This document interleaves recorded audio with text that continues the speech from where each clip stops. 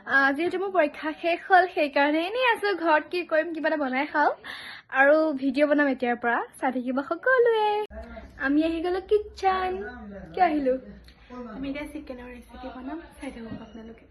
চাই থাকিব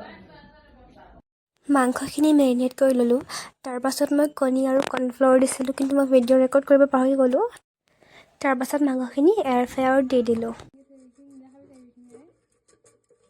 এতিয়া আমি এইটো বনাম দেই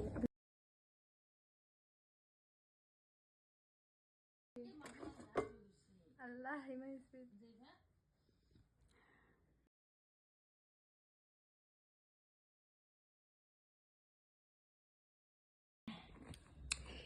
আমাৰ জৰিয়ে প্লেট খালী কৰি দিলে দেই গাইজ এইটো মোৰ ফেভৰেট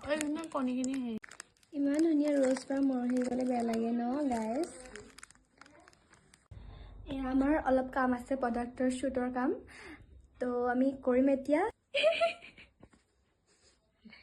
তো এয়া আমাৰ যোগাৰ ফটোশ্বুটৰ যোগাৰ গাইজ